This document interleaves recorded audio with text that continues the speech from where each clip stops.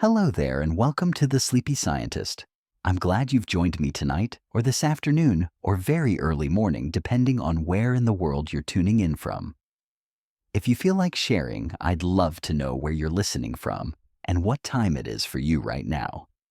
Whether you're curled up in bed, winding down after a long day, or just letting your mind drift into quieter places, you're in the right spot. Tonight we're going to take a slow, peaceful journey into the quiet heart of the forest. But don't be fooled by the stillness. Beneath the bark and soil, our trees are whispering. They're sending signals through networks older than any human city, nourishing one another, warning of danger, and raising their young in leafy little communities. Yes, trees have social lives. And tonight, we're going to eavesdrop very politely, of course. Before we sink into the roots and reach up into the canopy together, I'll gently ask if you enjoy these calm, curious wanderings. Please consider giving this video a like and subscribing if you haven't already. It helps more than you might think, and it lets me keep making videos like this for the lovely, curious minds like yours. Now, I'll try not to make this too fascinating. After all, the goal is to help you relax. But if it turns out to be just a little too interesting to fall asleep, well, at least you'll drift off knowing a thing or two about how a tree sends a message, or why a mushroom might be the forest's best postal service. So take a deep breath, settle in. Let's begin. Imagine walking through a quiet forest. The sun filters through the canopy in golden ribbons. The air smells of damp earth and pine needles. And somewhere off in the distance, a bird chirps with the lazy confidence of someone who knows they own the place. It's peaceful, still even. But beneath your feet, hidden in the soil and the root systems, a whole other world is quietly humming with life. And I mean really humming. You might picture a forest as a collection of individual trees, each one doing its own thing, growing branches, dropping leaves, hoping a squirrel doesn't set up camp in the worst possible place. But in reality, forests function less like isolated individuals and more like communities, neighborhoods, networks. And the most surprising part, most of that community life is happening underground, out of sight, and at a pace so slow that we humans, with our coffee-fueled urgency, barely notice it. Let's start with the roots. Quite literally, trees, it turns out, are not loners. Their roots often grow toward each other, even fusing in some cases. This isn't just accidental entanglement. Trees are forming connections, sometimes with each other, sometimes with the help of something even more extraordinary, fungi. Now, I know fungus doesn't sound particularly glamorous. It's the kind of word that conjures up images of leftovers gone wrong or mysterious bathroom corners. But in the forest, fungi are the unsung heroes.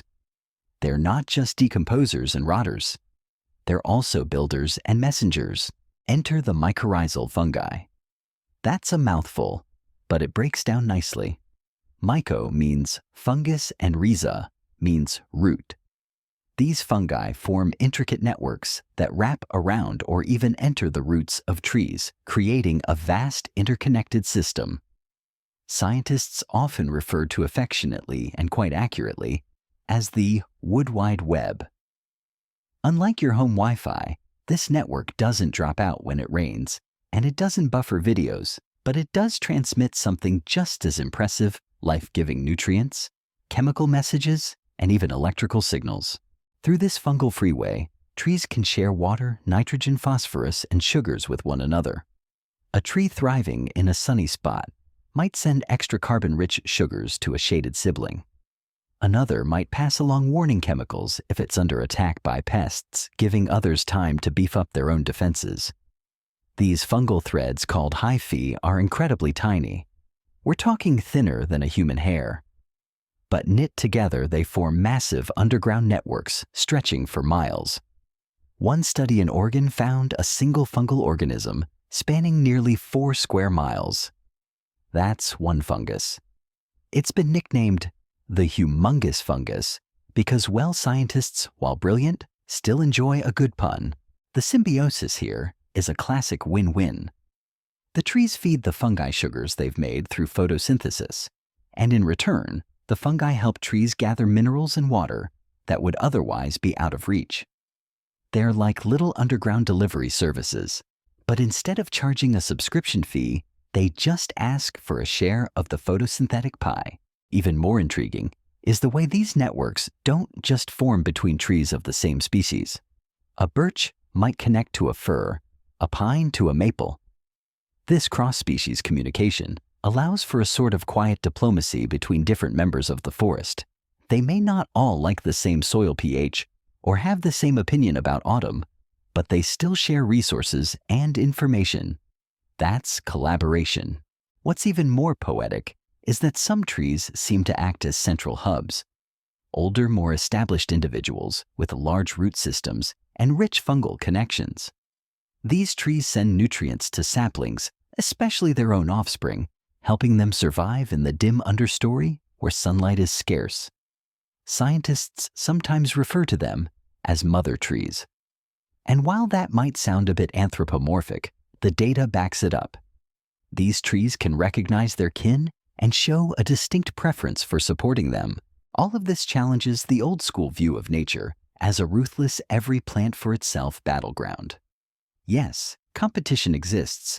Trees still jostle for light and water. But cooperation plays a massive role in keeping forests healthy and resilient. The fungal network helps maintain that balance, a quiet regulator, ensuring that the system doesn't collapse into chaos. And what about the fungi themselves? They're not just passive couriers. Some species are choosy, forming exclusive relationships with particular trees. Others are more laid back, partnering with whoever's roots happen to wander by. They can even prioritize who gets what, based on the health and generosity of their tree partners. In essence, fungi manage a dynamic economy of nutrients with supply chains, budgets, and maybe even a little bit of favoritism. It's worth pausing here to appreciate just how long this partnership has existed. This is a common historical fact that rewrites our understanding of early plant life. Fossil evidence shows that plants and fungi have been co-evolving for over 400 million years. Long before flowers, fruits, or even trees as we know them existed, fungi were already making deals with ancient plants to share nutrients.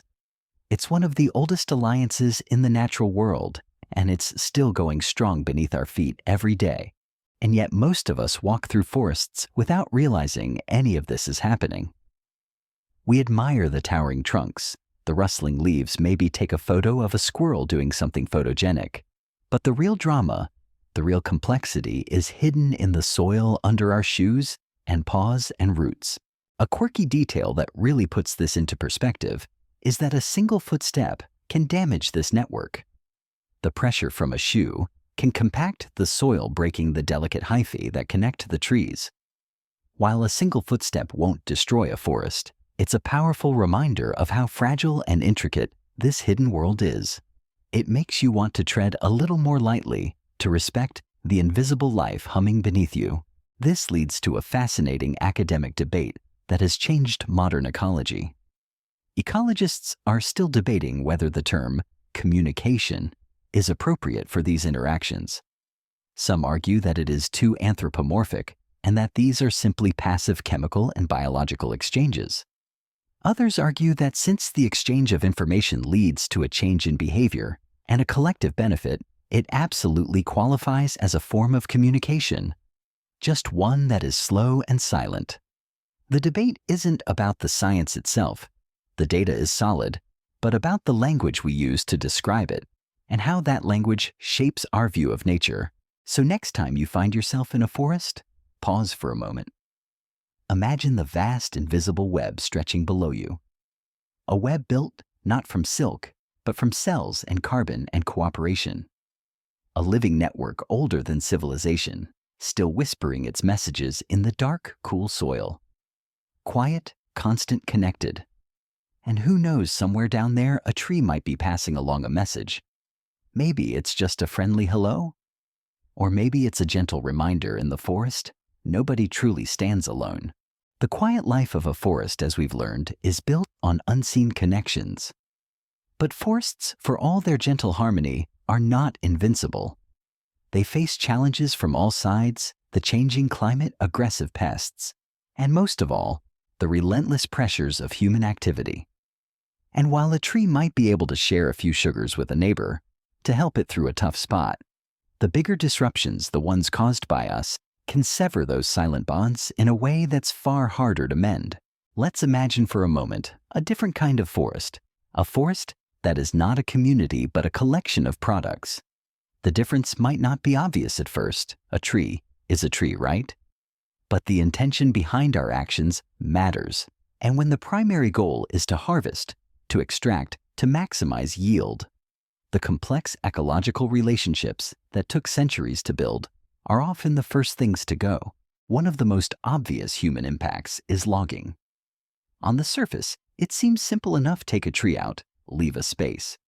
But in the grand quiet scheme of the forest, it's never that simple. The removal of a single large old-growth tree isn't just the loss of timber. It's the decapitation of a hub, a mother tree. Remember those, the ones with the vast ancient root systems and the rich fungal connections that send resources to the younger struggling trees around them. When a mother tree falls, its network is left adrift. The saplings it was supporting suddenly lose their primary lifeline. The communication pathways are severed, and the resilience of the local ecosystem is diminished. It's like pulling a main server out of a network. The peripheral devices might still function for a time, but they lose access to the central information and resources they depend on. The problem is particularly pronounced when a forest is cleared for agriculture or urban development. We're not just taking a few trees, we're taking the whole system. The delicate balance of soil microbes, the symbiotic relationships between plants and animals, the intricate underground web, it's all gone. The forest is not just a collection of trunks and leaves, but a living system.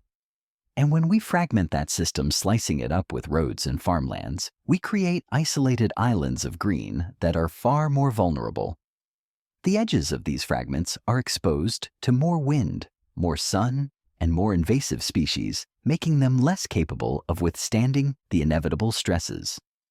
Fungal networks can't jump across a highway. The quiet communication between trees ceases. The system, in effect, goes silent. This brings us to a well-intentioned, but often flawed solution: replanting. We cut down a forest, then we plant new trees. A simple and elegant exchange. Right. Except that we often plant monoculture plantations, vast uniform stretches of a single species of fast-growing tree like pine or eucalyptus. These plantations are great for producing timber quickly. They look green and healthy from the air, but they are a far cry from a true forest. They lack biodiversity, the rich variety of species that makes an ecosystem resilient. They lack the complex, long-standing fungal networks that take decades, even centuries, to develop. In a monoculture, if one tree gets sick, they all get sick. If one fungus fails to thrive, there's no backup. The quiet symphony of a real forest is replaced with the monotonous drone of a single instrument. A common historical fact is that for most of the 20th century, forestry was a numbers game. The focus was on board feet timber volume and efficient harvesting. The idea of a forest as a complex, interconnected system was largely confined to academic journals. It was a fringe idea dismissed by a more industrial-minded approach to land management. The groundbreaking work of scientists who studied these hidden networks was often ignored, and we are only now, decades later, beginning to understand the true cost of that short-sightedness. And the challenges don't stop there. Climate change is a silent, creeping threat that unravels the web from the inside out. Rising temperatures and changing rainfall patterns put immense stress on trees. Droughts weaken them, making them more susceptible to pests and disease. Warmer winters allow destructive insects like bark beetles to survive and spread, killing off vast swathes of forest. And the fungal networks. They are sensitive to these changes too. Many mycorrhizal fungi are perfectly adapted to a specific range of temperature and moisture. When conditions shift, the fungi struggle to survive, and when they do, the trees, they partner with struggle even more. It creates a domino effect. Stressed trees contribute less to the network. The fungi weaken the trees, get more stressed, and the whole system becomes brittle. This feedback loop is a perfect example of a system in peril. The very connections that once made the forest resilient are now weakening under a new kind of pressure. The quiet whispers of warning and support become fainter and fainter until there is just a fragile silence. But as with all things in nature, there is also hope. Forests are not just victims, they are resilient. One promising area of research is in forest restoration, which moves beyond simply planting trees. Instead, it focuses on restoring the relationships within the ecosystem. This means reintroducing a variety of native species, protecting the old-growth trees that serve as central hubs, and even inoculating the soil with native fungal spores to help kickstart the wood wide web all over again. It's about helping the forest rebuild its social life one connection at a time. It's a testament to the idea that sometimes the best way to help nature is to give it the tools to help itself. A quirky detail that shows the incredible resilience of this hidden world is the fact that even after a devastating forest fire, the fungal spores can survive deep in the soil, insulated from the heat. When the first new seedlings begin to sprout, the ancient invisible network is already there waiting to help them. It's as if the forest has a biological memory, a kind of silent database of life that survives even the most destructive events. This brings us to a fascinating academic debate that is ongoing in the field of conservation biology. Scientists are still debating the long-term effectiveness of various restoration strategies. Is it better to actively reintroduce species and fungi, or is it more effective to simply protect a damaged area and allow the forest to heal itself naturally over time? The question is a delicate one, balancing the urgency of human intervention with the quiet patience of natural processes. There is no single answer, and the best approach often depends on the specific ecosystem and the scale of the damage. The quiet lesson of the forest, then, is one of respect. It reminds us that a tree is not a solitary object, but a node in a vast living system, and that when we cut down a tree, we're not just taking one life, we're weakening 1,000 connections. The true strength of the forest lies not in its individual parts, but in the relationships between them, the silent and steady conversations happening in the dark. And perhaps the most important thing we can do for these networks is to let them be, to tread lightly, to respect the ground beneath our feet, and to remember that the most profound connections are often the ones we can't see.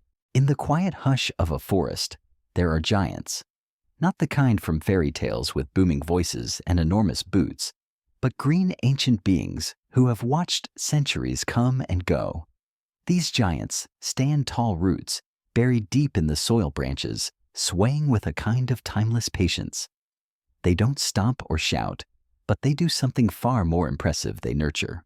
Scientists have discovered that these towering elders, sometimes hundreds of years old, play a central role in the underground network of forests.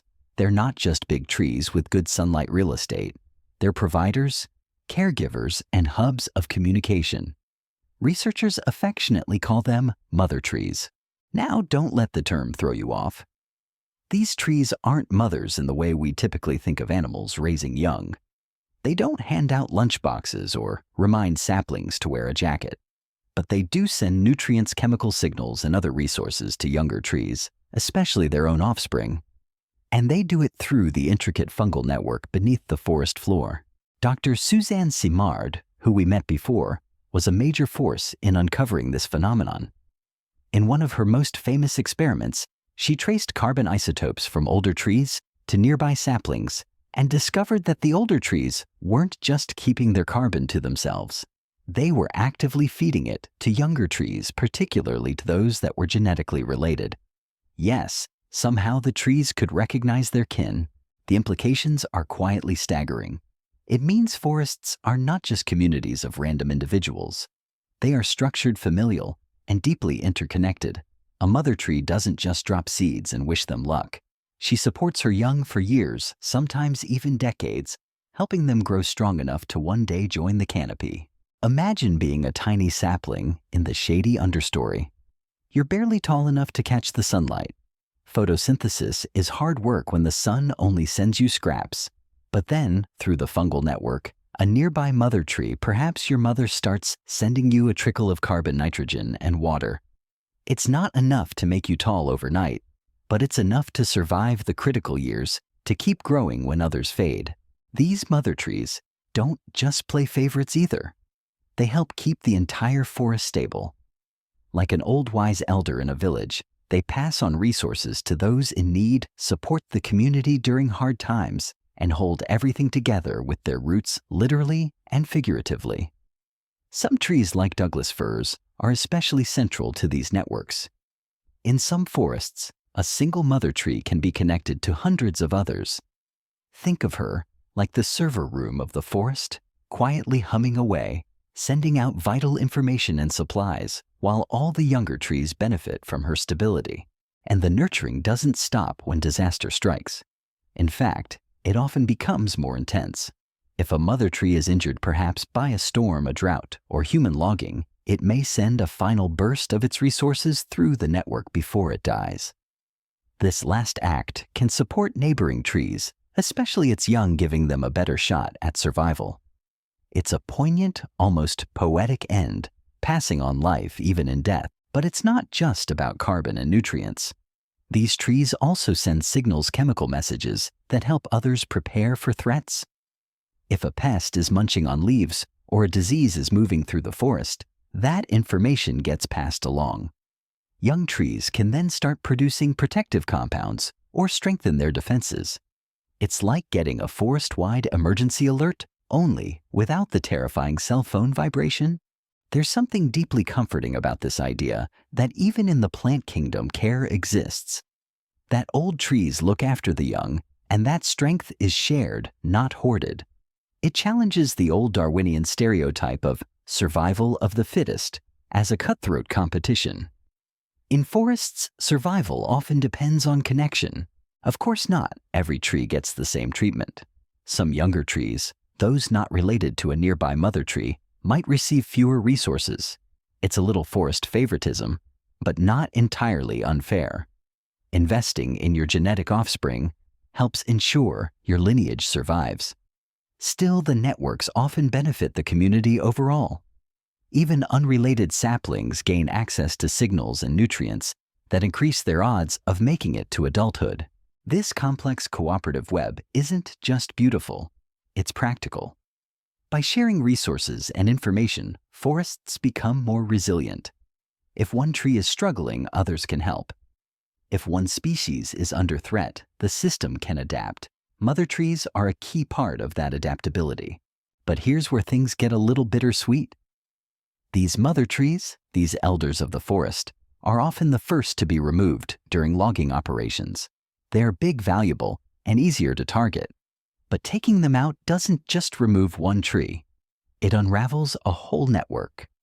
Without the central hubs, young saplings lose their lifelines. Regeneration slows. The forest becomes more vulnerable to pests, drought, and collapse.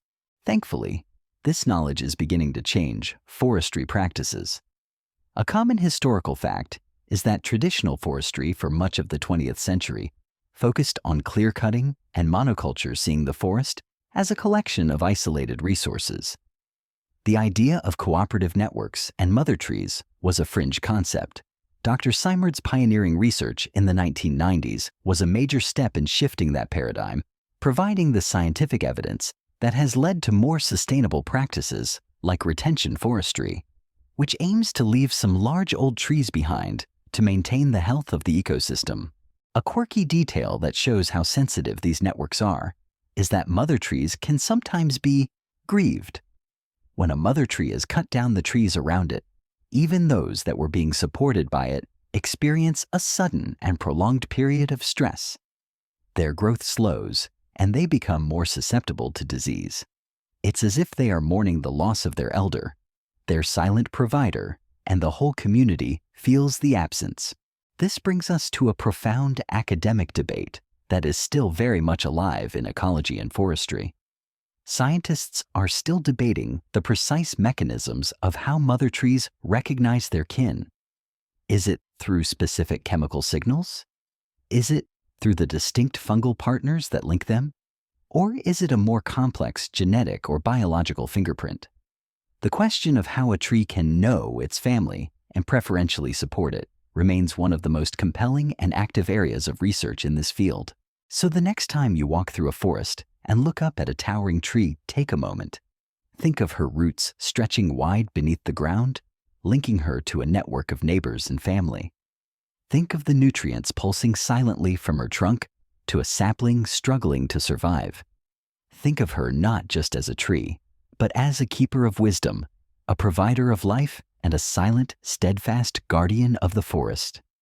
In a world that often feels divided and rushed, it's comforting to know that somewhere quietly, the forest remembers how to take care of its own. In the cool hush of a forest, you might think the only communication going on is the occasional squirrel-related outburst or the quiet gossip of leaves in the wind. After all, trees don't talk, at least not in the way we're used to. But as it turns out, they do communicate in ways that are surprisingly clever, almost sneaky, and definitely effective. While much of the forest conversation happens underground through fungal networks, trees also have an impressive above-ground communication system. Chemical messages sent through the air. Yes, trees can talk on the breeze, just very, very slowly. Let's say a hungry caterpillar starts munching on the leaves of an acacia tree. Not exactly a national emergency, unless you're the acacia. But instead of silently enduring its slow leafy doom, the tree fights back. It starts pumping out bitter-tasting tannins into its leaves, making itself far less appetizing. That's the tree version of slamming the fridge door shut on an uninvited guest. But it doesn't stop there. The acacia also releases volatile organic compounds, VOCs for short, into the air. These are chemicals that waft through the forest on the wind and act as distress signals. Nearby trees sniff these signals and begin beefing up their own chemical defenses before the caterpillars even arrive. It's like a preemptive security upgrade, triggered by the botanical equivalent of a warning text from a neighbor. This kind of airborne warning system is remarkably widespread in the plant kingdom. Researchers have found that poplars, pines, maples, and even tomatoes can send these signals. When damaged or threatened plants emit a unique cocktail of VOCs that can trigger responses in others nearby. These might include producing bitter compounds, releasing toxins, or in some cases, attracting predators of the attacker. Yes, plants can call for backup. Take wild tobacco, for example. When it's being chewed on by a hornworm, a particularly greedy caterpillar, it releases a scent into the air that attracts parasitic wasps. These wasps, with impeccable timing and poor table manners, swoop in and lay their eggs inside the hornworm. The larvae then feast from within, and the tobacco plant lives to photosynthesize another day. Brutal, efficient, and surprisingly well coordinated for a species that doesn't have a brain. Now you might wonder, how do trees smell these chemical messages? They don't have noses after all. True, but what they do have are specialized receptors on their leaves and surfaces that can detect specific VOCs. When these molecules bind to the receptors, they trigger a cascade of responses inside the plant, flipping on defense genes, activating chemical pathways, and setting the leafy equivalent of battle stations to full alert. This kind of eavesdropping isn't limited to close relatives. While trees of the same species are more responsive to each other's signals, perhaps due to more closely matched chemical dialects, many different plants can understand each other's VOCs. It's not quite a universal language, but it's impressively multilingual for something that floats invisibly on the breeze. It's not just danger that's shared this way. Some scientists believe plants may also release chemical signals during growth or flowering, potentially influencing the timing and development of nearby plants. This makes sense in a dense forest where coordination might be beneficial, like flowering at the same time to increase pollination success. After all, there's strength in numbers, even when you're trying to impress bees. Now, this air-based communication might sound like a secondary system compared to the vast underground fungal networks, but it has its advantages. First, it's fast. While root-based signals may take hours or days to travel, VOCs can spread within minutes, riding on the breeze to reach nearby trees. And unlike underground connections, which require a physical network, these messages can reach trees that aren't even part of the same fungal system. Of course, the drawback is that VOC signals don't travel far, usually no more than about 100 feet. That's roughly the length of 3 school buses, which is plenty if you're a tree, but not great for long-distance strategy meetings. Still, in a dense forest, that range can cover dozens of neighboring trees, creating a tight-knit community that stays informed and alert. Interestingly, some trees appear to be more generous communicators than others. Just like in human neighborhoods, some plants are quick to send out alerts, while others are a little more reserved or even selfish. Scientists have noted that stressed trees sometimes save their energy and avoid sending out VOCs, possibly to conserve resources. Or perhaps they just don't feel like making small talk while being eaten. Understandable, really. And then there are the plants that have evolved to exploit this communication. Some parasitic plants can detect the VOCs of stressed hosts and use them to locate new targets. Others can tune into a nearby tree's distress call and prepare themselves without ever being directly threatened. It's a bit like standing outside a bakery to smell the bread, then sprinting inside before the queue forms. Communication doesn't stop at the air and soil either. There's evidence that trees might influence each other through root exudates chemicals released into the soil that affect the growth or behavior of nearby plants. Some trees even produce allelochemicals that inhibit the growth of competitors. It's not exactly a friendly conversation, but it is a kind of message. This is my spot. Kindly grow elsewhere. This all paints a much more dynamic picture of plant life than we're used to. Trees aren't passive. They're not slow in any meaningful sense, just tuned to a different rhythm. Instead of minutes and hours, they move in days, seasons, and decades. Their signals may be silent to us, but they're rich in meaning and complexity. And the forest listens. This is a common historical fact that shows just how long this idea has been around. While the precise mechanisms were only discovered recently, the concept of plants influencing each other through chemical signals was first formally proposed by Theophrastus, a Greek philosopher and the father of botany, in the 4th century BCE. He noted that certain plants grew poorly near others and vice versa. He didn't understand the chemistry, but he observed the phenomenon, showing that the idea of plants having a kind of social life has been with us for over 2 millennia. A quirky detail that really highlights the ingenuity of this system is that some trees can not only attract predatory insects to attack their attackers, but they can also change the scent of their leaves to actively confuse the pests. For instance, a tree might release a chemical that makes its leaves smell like a different, less appetizing tree to a hungry caterpillar, essentially putting up a sign that says, "Not food here." It's a kind of biological camouflage, all orchestrated without a single neuron. And finally, this topic is at the heart of a significant academic debate. Ecologists are still debating the balance between airborne and underground communication. While both systems clearly exist, researchers are trying to determine which is more critical for different types of forests and in different situations. Is the slow, powerful fungal network the primary source of communication, with airborne signals acting as a rapid but limited secondary system? Or is it a more integrated system where both are equally essential? The answer likely depends on the specific forest, a testament to the beautiful complexity and diversity of nature. So the next time you find yourself in a quiet grove, take a breath. That cool, earthy scent. It might just contain the whispers of 1,000 leafy conversations, warnings, invitations, maybe even a bit of forest gossip drifting past your nose on an invisible tide of molecules.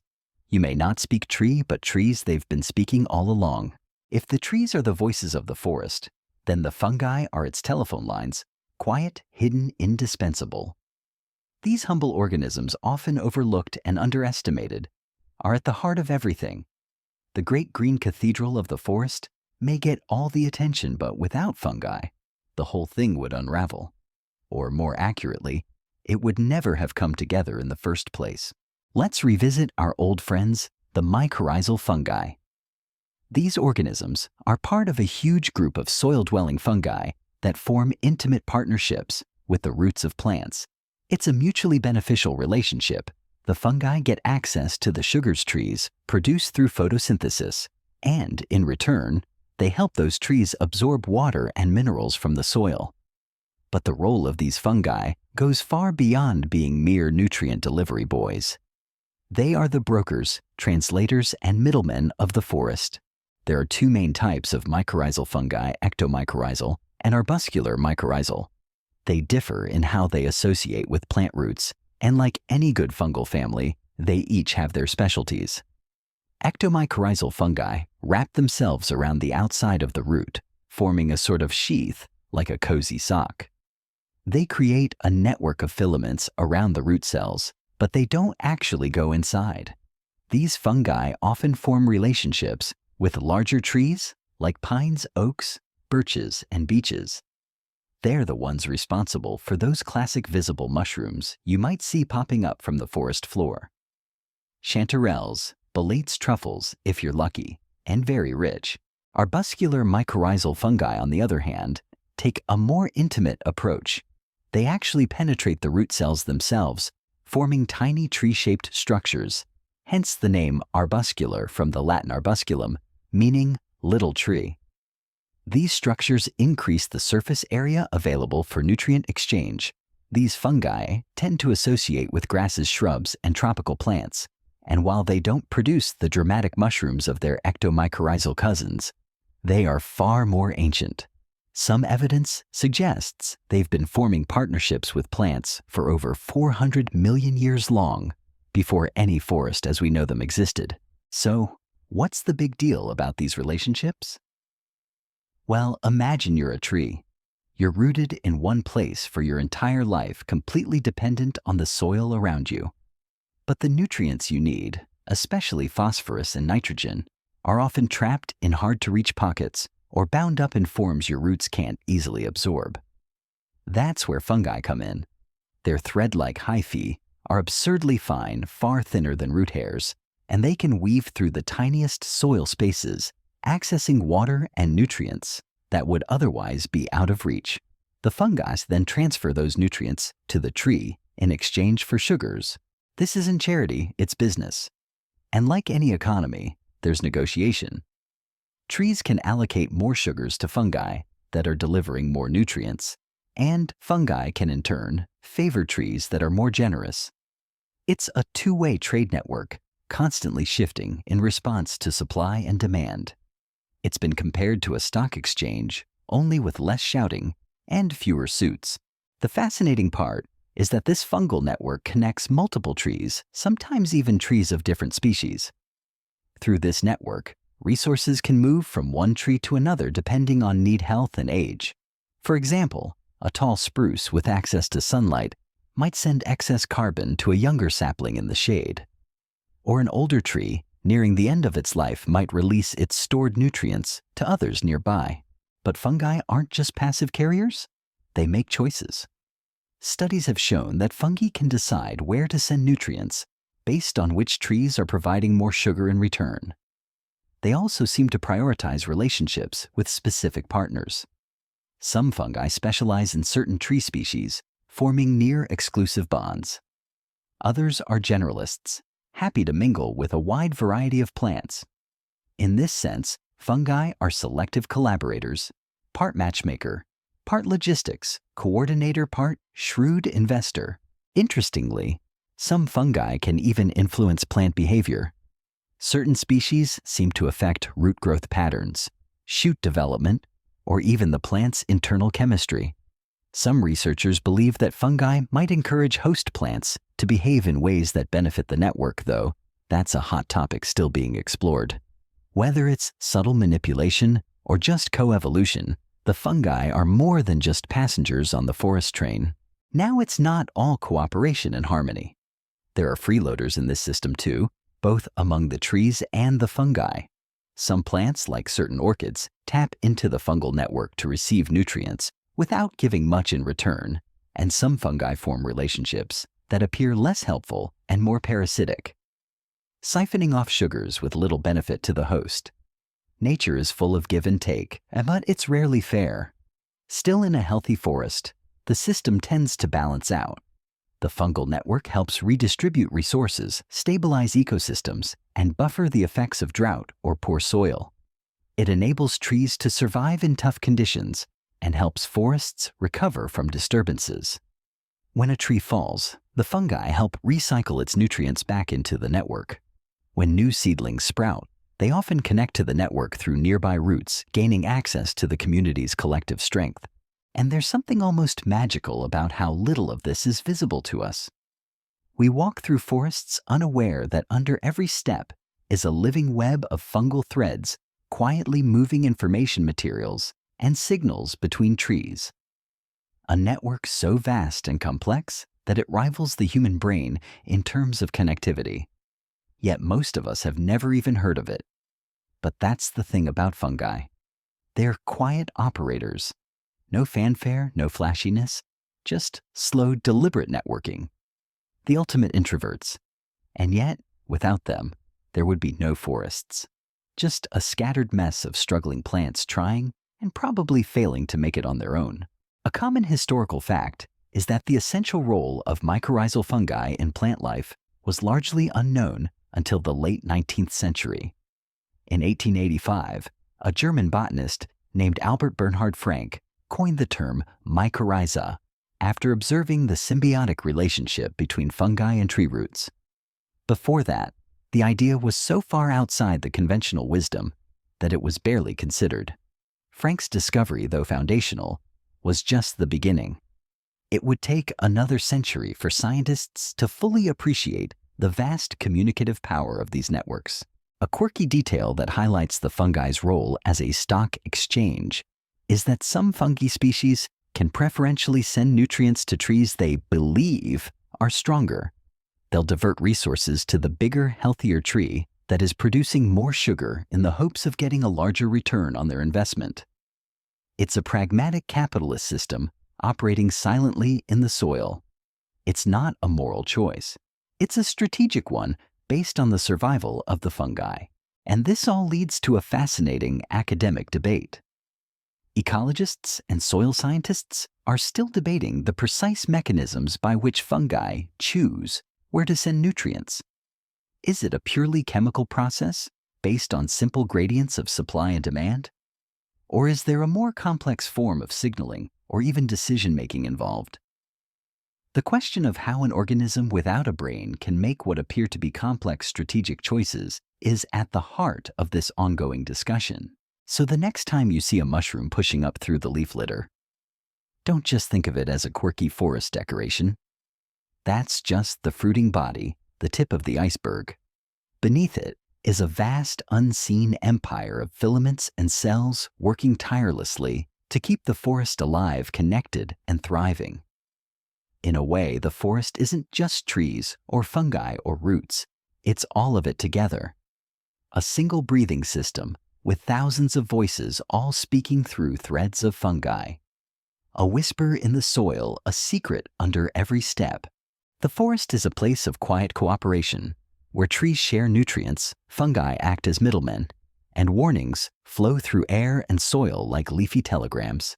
It's a vision of unity, harmony, and gentle symbiosis. But let's not be too romantic about it.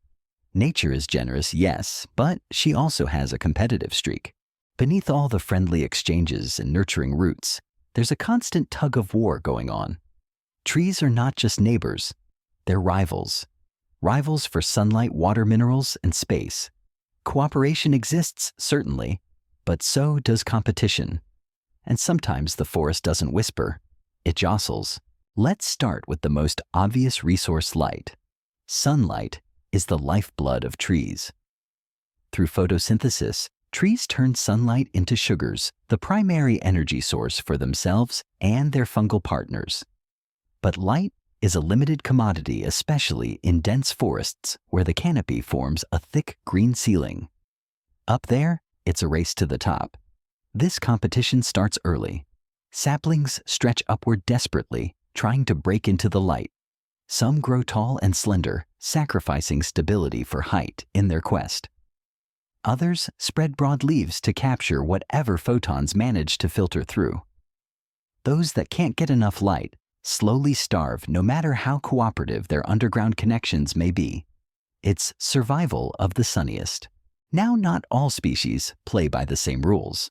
Some are what ecologists call shade-tolerant species that can bide their time under the canopy, growing slowly in low light until a larger tree falls and opens a sunny patch. Others are shade-intolerant, needing bright, open spaces to thrive. The balance between these types helps shape the overall composition of a forest, and yes, sometimes even drives a bit of passive-aggressive jostling. But trees don't just compete vertically. Underground, the battle continues. Roots spread wide and deep, probing for water and nutrients. Where one tree's roots extend, others may be crowded out. In areas where resources are scarce, root systems grow denser and more aggressive. Some trees even produce allochemicals compounds that inhibit the growth of other plants nearby. A famous example of this is the black walnut tree, which produces a chemical called a juglone. Juglone seeps into the soil and effectively poisons the surrounding area for many plant species. It's not an act of spite, it's strategy. By reducing competition, the walnut tree ensures more resources for itself. The result is a zone of poor plant growth known as a juglone shadow, where even the most enthusiastic gardener's flowers tend to mysteriously wilt. Other plants have their own chemical tricks. Eucalyptus trees, for instance, drop leaves that contain oils inhibiting the germination of other seeds. Desert shrubs like creosote release volatile compounds to reduce nearby competition.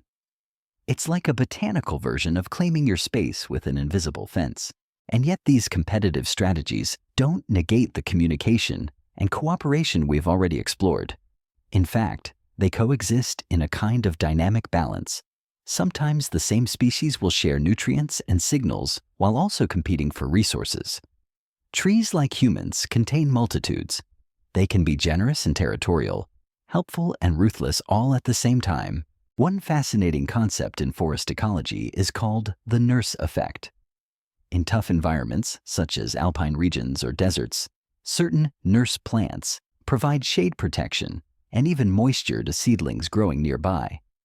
These nurse plants create microclimates that improve survival rates for younger plants, often even different species. It's a bit of selfless parenting until the young plant grows large enough to become a competitor. There's also the matter of timing. Some trees drop their leaves early in autumn, freeing up light and nutrients for others. Others cling to their leaves long past the point of usefulness, perhaps, to deny their neighbors that same luxury. It's a game of strategy played out slowly, season after season. Below-ground fungal networks also reflect this complexity. A tree connected to the wood wide web might send nutrients to a neighbor during hard times, but only if the network's budget allows it. If resources are too scarce, the flow stops. Some trees may even attempt to manipulate the network, sending signals or sugars that favor their own growth over others. Scientists have also discovered something called root grafting, where the roots of two trees, often of the same species, grow together and fuse, creating a direct link for nutrient sharing. This can be a powerful form of cooperation, especially in forests facing drought or poor soil, but it also opens the door to parasitism. If one tree is sick or dying, it might drain resources from a healthier partner, pulling it down too. Connection is powerful, but not always beneficial. So where does this leave us? Is a forest a battleground or a community? The answer, perhaps unsurprisingly, is both. Forests are living tapestries woven from threads of competition and cooperation, generosity and self-interest. Trees support one another through shared networks, but also battle for sunlight and soil. Fungi form partnerships with trees, but sometimes play favorites, and some plants cheat the system. This is a common historical fact that has shaped much of ecological thought for the last 2 centuries. The prevailing view, heavily influenced by Darwin's survival of the fittest, was that nature was a place of endless ruthless competition.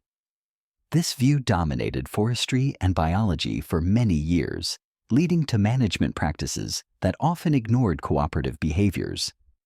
It's only in recent decades that a more nuanced view acknowledging both competition and cooperation has gained widespread acceptance. A quirky detail that shows this coexistence is the ghost plant, Monotropa uniflora. This strange-looking plant, which lacks chlorophyll and has no green color, is a complete parasite.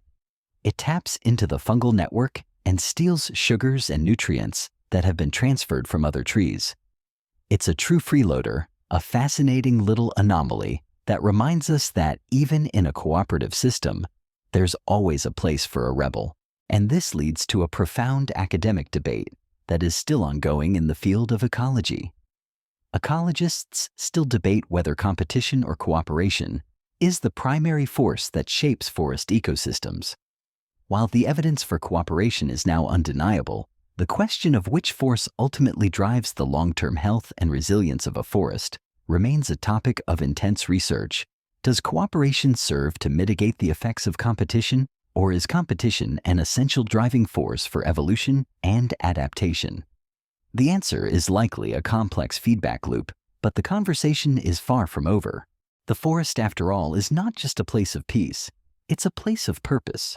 And the trees, they're playing the long game, long before tree roots were seen as anything more than anchors in the soil or passive drinking straws for water. The idea that plants could communicate was largely dismissed. Trees were thought of as solitary, silent organisms, living sure but not really doing much beyond growing, reproducing, and eventually toppling over in a dignified crunch. That perspective began to shift slowly but surely, thanks to a growing number of curious scientists who were willing to quite literally dig deeper. What they uncovered, both figuratively and with actual shovels, rewrote our understanding of forests, trees, and even communication itself. One of the pioneers of this research is Dr. Suzanne Simard.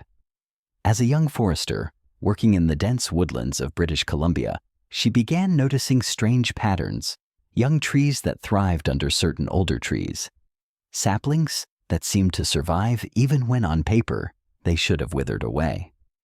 There was something more going on in the forest than the traditional every tree for itself model could explain. So, she asked a simple question. Could trees be helping each other? To find out, she designed an experiment that would make most gardeners do a double take. She took 2 tree species, paper birch and Douglas fir, and planted them together in the forest.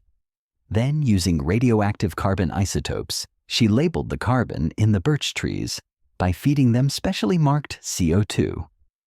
The idea was to track the movement of carbon molecules.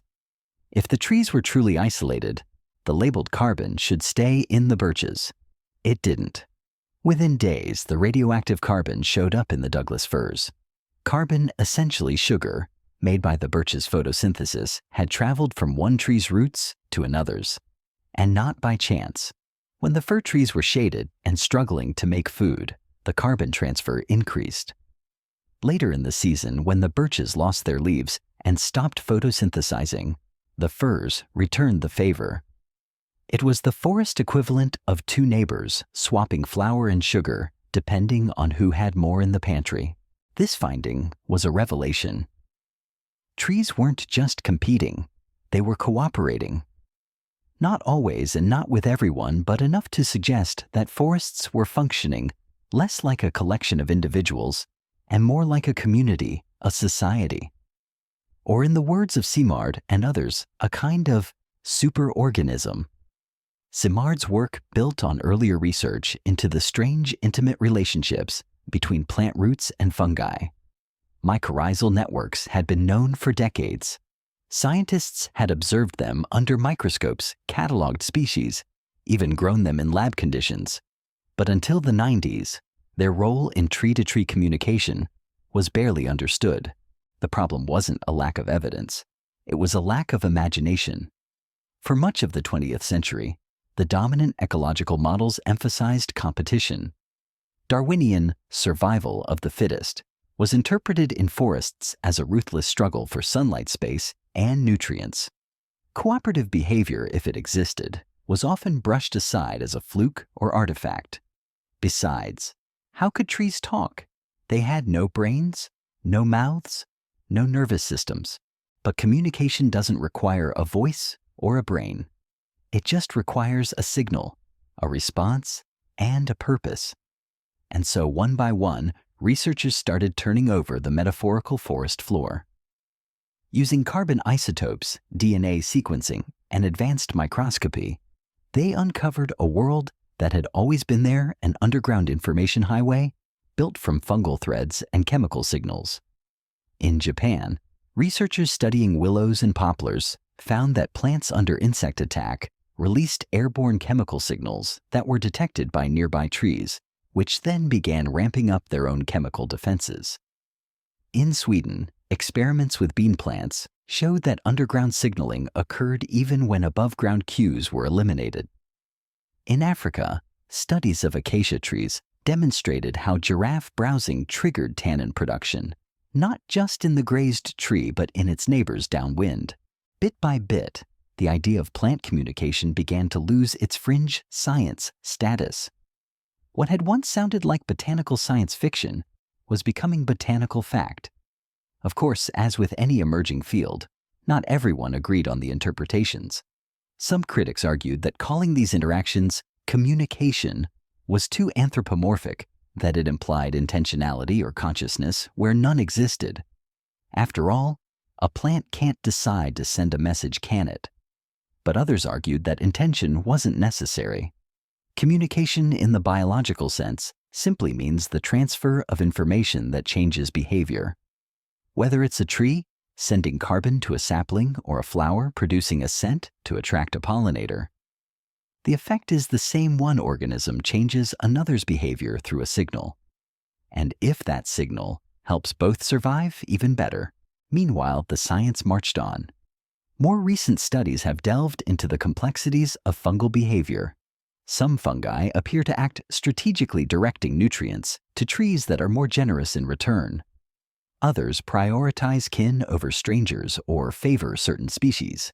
There's evidence that fungal networks can carry not just nutrients and warning signals, but even electrical impulses, tiny voltage changes that resemble in form, if not in function, the nerve impulses found in animals. A common historical fact that provides the deep time context for all of this is the fossil record. Paleobotanists have found fossilized plant remains dating back over 400 million years that show clear evidence of symbiotic relationships with fungi. This ancient partnership, known as arbuscular mycorrhiza, was likely a key factor in allowing early plants to survive the harsh conditions of life on land. Without their fungal allies, they may never have been able to access the water and nutrients needed to colonize the continents. A quirky detail that shows the complexity of this ancient relationship is how some plants have evolved to cheat the system. Certain species of orchids, for example, have a long and complicated relationship with fungi. Instead of providing sugars in return for nutrients, they simply tap into the fungal network and steal what they need, living as a kind of silent parasite. It's a beautiful, if slightly sneaky example of how evolution finds a way to exploit every niche, even in a system built on cooperation. This brings us to a profound academic debate that still lingers in the world of biology and philosophy. Ecologists still debate what level of complexity is required for a system to be considered intelligent. While no one suggests that trees are conscious their ability to remember, anticipate, and adapt to their environment. In a collective, decentralized way, challenges our traditional definitions of what it means to be smart. Is plant intelligence a meaningful term, or is it just a poetic way of describing complex biochemistry? The question is not just about trees, but about ourselves and where we draw the line between life information and consciousness. So the next time you see a forest, try not to think of it as a group of trees standing independently.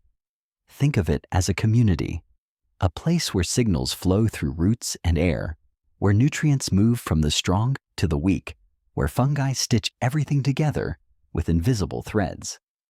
It took decades of science patience and quite a few radioactive isotopes to uncover this world.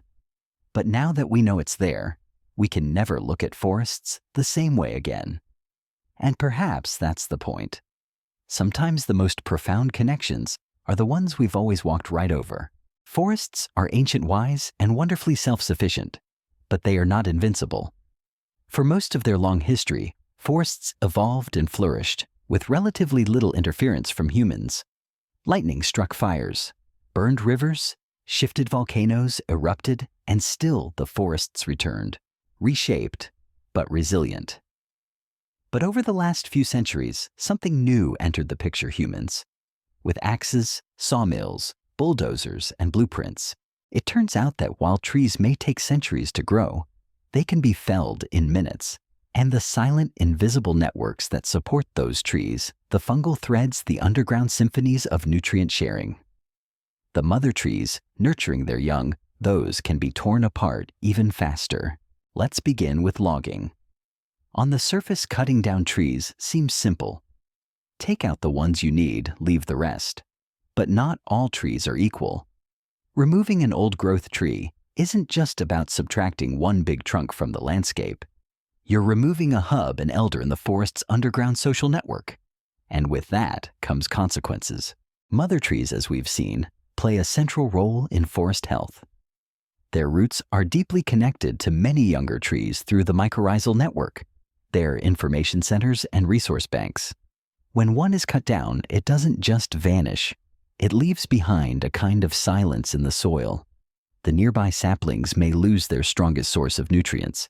Communication pathways are disrupted. The network weakens. It's a bit like removing a keystone from an arch. The rest may stand for a time, but the structure becomes fragile. The connections that once made the forest resilient to stress begin to fray. Modern forestry practices have started to acknowledge this. Retention forestry, for example, aims to leave some mother trees behind to maintain the network, support regeneration, and provide continuity. It's not perfect, but it's a step toward a more balanced relationship with the forests we depend on. But deforestation goes far beyond selective logging. In many parts of the world, entire forests are cleared for agriculture, grazing, mining, and urban expansion. The Amazon rainforest, sometimes called the lungs of the planet, loses thousands of square kilometers each year to cattle ranching and soybean farms. And it's not just the trees that are lost. It's the complex relationships between trees, fungi, animals, and microbes. It's entire living systems. When forests are fragmented, split into isolated patches by roads, farmland, or development, the underground networks are severed. Fungal connections can't bridge asphalt. Saplings that once received help from parent trees find themselves alone. Microclimates change, edge effects increase, invasive species move in, and slowly, quietly, the forest begins to unravel. Even well-intentioned efforts can go awry. Replanting trees is often touted as a solution to deforestation, and in many cases it helps. But monoculture plantations, where a single species of fast-growing tree is planted over a wide area, don't recreate the complexity of a real forest. They lack biodiversity, underground networks, and long-term resilience. These forests may look green from above, but they're silent below. The fungal networks in real forests are built over decades. They require diversity, different tree species, different fungi, different soil conditions. In many cases, the specific fungal partners needed for proper forest function are absent from replanted areas. Without those partners, the new trees grow more slowly, resist disease less effectively, and provide less support to one another. It's a little like building a neighborhood without plumbing or electricity. It may look fine from the outside, but it doesn't quite work. And then there's climate change. Rising temperatures, shifting rainfall patterns, And more frequent extreme weather events are putting immense pressure on forests worldwide. Droughts dry out the soil. Fires sweep through parched woodlands. And warmer winters allow pests like bark beetles to survive and spread in ways they never did before. Fungal networks are sensitive to these changes. Many mycorrhizal fungi depend on specific temperature and moisture conditions to thrive. When the soil dries out, or when temperatures rise beyond their tolerance, these fungi retreat or die. Without them, trees lose their invisible allies. Their roots absorb less, their stress increases, and their ability to support others diminishes. There's a feedback loop here. Stressed trees contribute less to the network, which weakens the fungi, which in turn support fewer trees. The forest becomes brittle, vulnerable, quiet in all the wrong ways. A common historical fact is that for most of the 20th century, forestry and conservation focused on above-ground resources, timber yield, board feet, and tree count. The idea of the forest as a complex, interconnected system was a niche concept largely ignored by industrial logging practices. It took decades of painstaking research by ecologists like Dr. Simard to provide the scientific evidence that these underground networks were crucial, fundamentally shifting our understanding of how forests grow and thrive. But it's not all grim. Forests are resilient, and so are the networks that support them if we give them the space and time to recover. One promising area of research is in forest restoration. Ecologists are beginning to understand that successful reforestation isn't just about planting trees. It's about restoring relationships. That means reintroducing native species, protecting mother trees, and even inoculating the soil with native mycorrhizal fungi to kickstart underground networks. A quirky detail that highlights the incredible resilience of these networks is found in forests that have survived wildfires. Researchers have found that even after a devastating fire, the spores of mycorrhizal fungi can survive deep in the soil, protected from the heat. When new seedlings begin to sprout, these fungi are there ready to form a new network and help the forest regenerate from the ground up.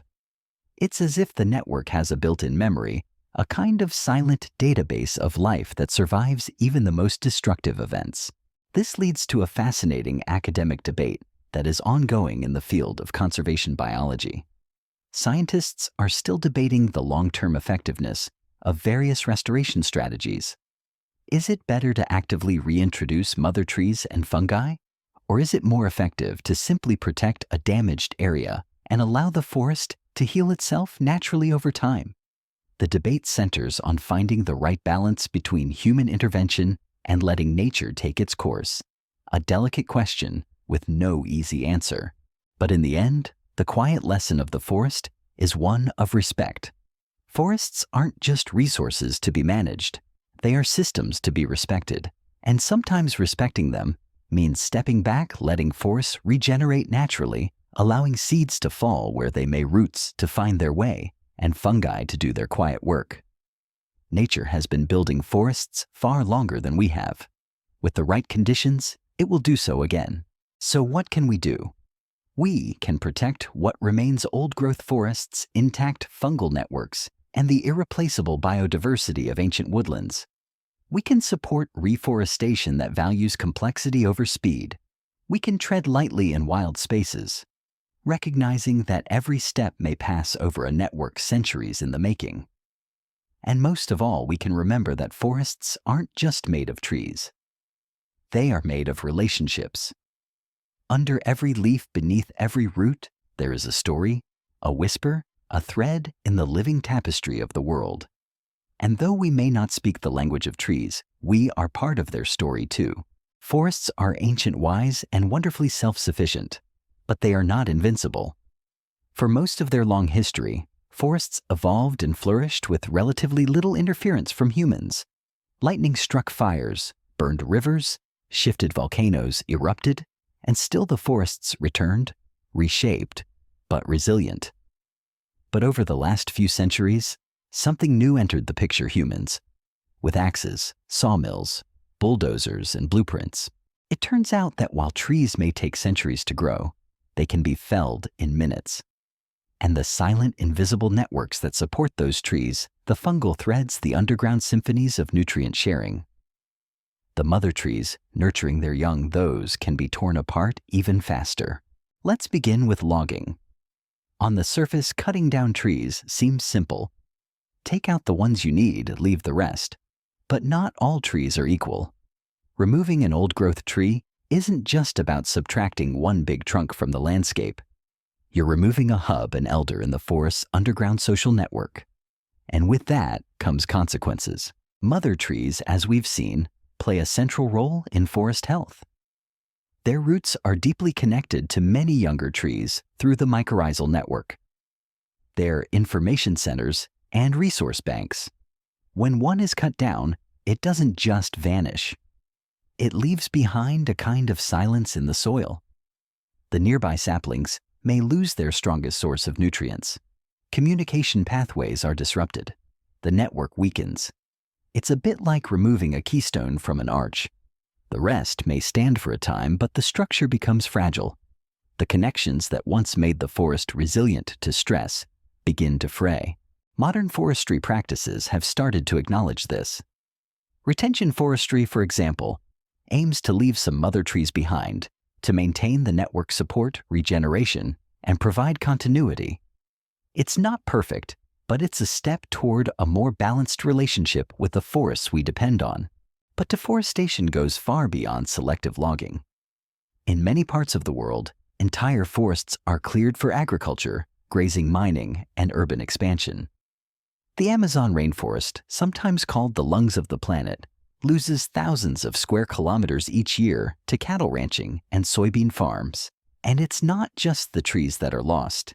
It's the complex relationships between trees, fungi, animals, and microbes. It's entire living systems. When forests are fragmented, split into isolated patches by roads, farmland, or development, the underground networks are severed. Fungal connections can't bridge asphalt. Saplings that once received help from parent trees find themselves alone. Microclimates change. Edge effects increase. Invasive species move in. And slowly, quietly, the forest begins to unravel. Even well-intentioned efforts can go awry. Replanting trees is often touted as a solution to deforestation, and in many cases, it helps. But monoculture plantations, where a single species of fast-growing tree is planted over a wide area, don't recreate the complexity of a real forest. They lack biodiversity, underground networks, and long-term resilience. These forests may look green from above, but they're silent below. The fungal networks in real forests are built over decades. They require diversity, different tree species, different fungi, different soil conditions. In many cases, the specific fungal partners needed for proper forest function are absent from replanted areas. Without those partners, the new trees grow more slowly, resist disease less effectively, and provide less support to one another. It's a little like building a neighborhood without plumbing or electricity. It may look fine from the outside, but it doesn't quite work. And then there's climate change.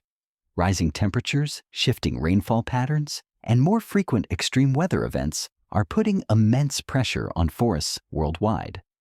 Droughts dry out the soil. Fires sweep through parched woodlands. And warmer winters allow pests like bark beetles to survive and spread in ways they never did before. Fungal networks are sensitive to these changes. Many mycorrhizal fungi depend on specific temperature and moisture conditions to thrive. When the soil dries out, or when temperatures rise beyond their tolerance, these fungi retreat or die. Without them, trees lose their invisible allies. Their roots absorb less, their stress increases, and their ability to support others diminishes. There's a feedback loop here. Stressed trees contribute less to the network, which weakens the fungi, which in turn support fewer trees. The forest becomes brittle, vulnerable, quiet, in all the wrong ways. A common historical fact is that for most of the 20th century, forestry and conservation focused on above-ground resources, timber yield, board feet, and tree count. The idea of the forest as a complex, interconnected system was a niche concept largely ignored by industrial logging practices. It took decades of painstaking research by ecologists like Dr. Samerd to provide the scientific evidence that these underground networks were crucial, fundamentally shifting our understanding of how forests grow and thrive. But it's not all grim. Forests are resilient, and so are the networks that support them, if we give them the space and time to recover. One promising area of research is in forest restoration. Ecologists are beginning to understand that successful reforestation isn't just about planting trees. It's about restoring relationships. That means reintroducing native species, protecting mother trees, and even inoculating the soil with native mycorrhizal fungi to kickstart underground networks. A quirky detail that highlights the incredible resilience of these networks is found in forests that have survived wildfires. Researchers have found that even after a devastating fire, the spores of mycorrhizal fungi can survive deep in the soil protected from the heat. When new seedlings begin to sprout, these fungi are there ready to form a new network and help the forest regenerate from the ground up.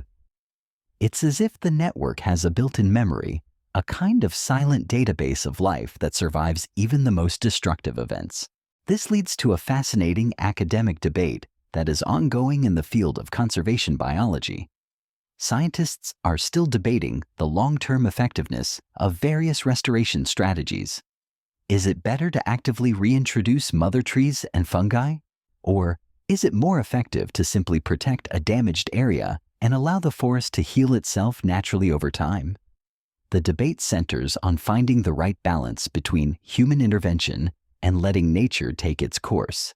A delicate question with no easy answer, but in the end, the quiet lesson of the forest is one of respect. Forests aren't just resources to be managed, they are systems to be respected. And sometimes respecting them means stepping back, letting forests regenerate naturally, allowing seeds to fall where they may, roots to find their way, and fungi to do their quiet work. Nature has been building forests far longer than we have.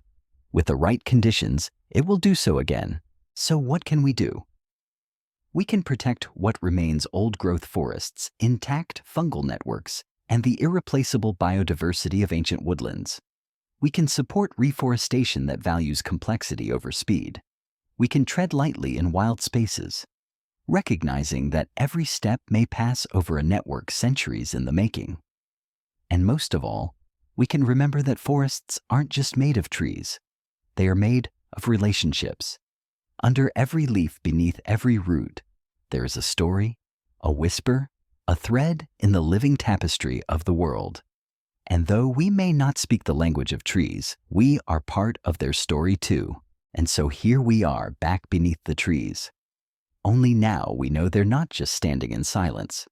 We followed roots and whispers, watched nutrients flow from one trunk to another, and marveled at fungal threads that stitch entire ecosystems together like nature's own internet. We've seen trees that nurture their young, send warnings through the wind, and share what they have through a network older than any city, older even than the idea of civilization itself.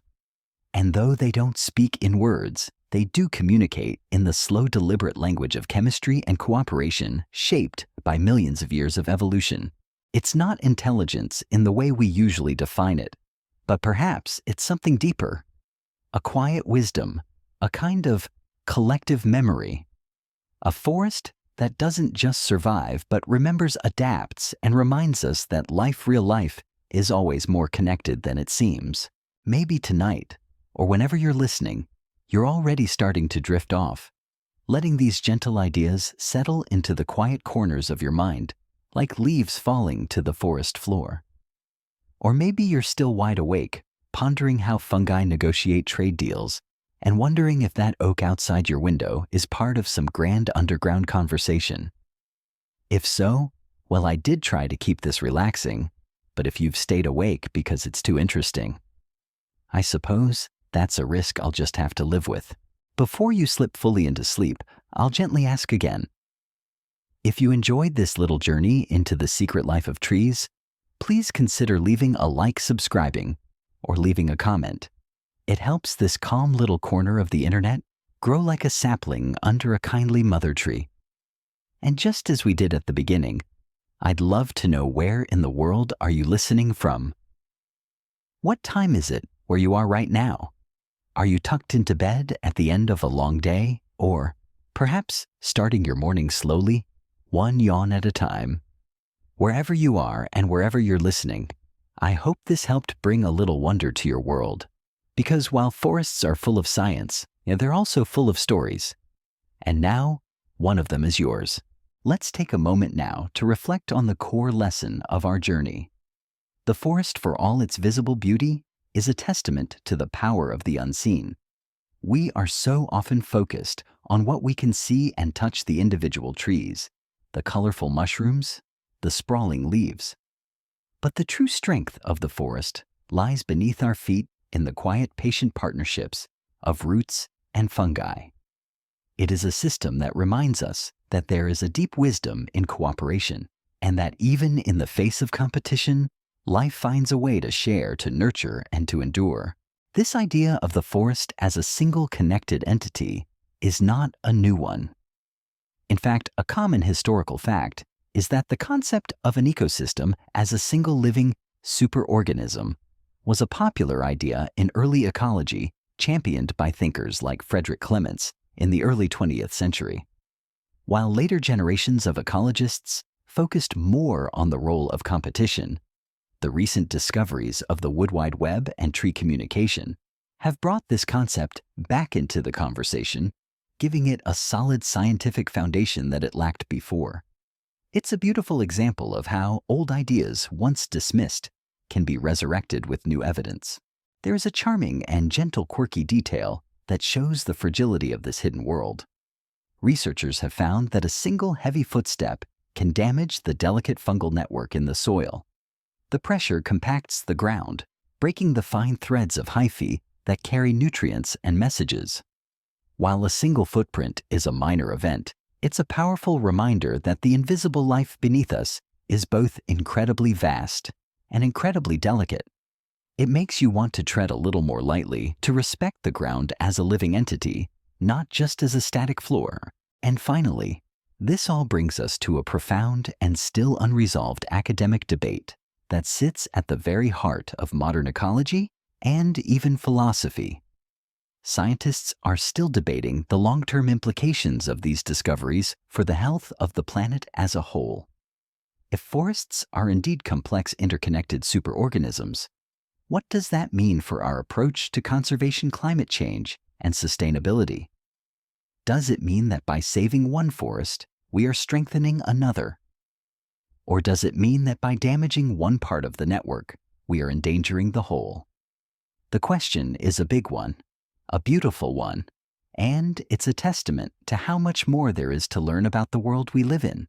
But for tonight, you can let these big questions fade into the quiet background. The work of the trees and fungi, the sharing and the cooperation, will continue on long after you fall asleep. The conversations of the forest are patient. They don't need your waking attention to thrive. So let your mind quiet. Let your thoughts soften and your eyelids grow heavy. The journey is over, but the dreams have just begun. Sleep well, fellow traveler. The trees are whispering, and you're always welcome beneath their leaves.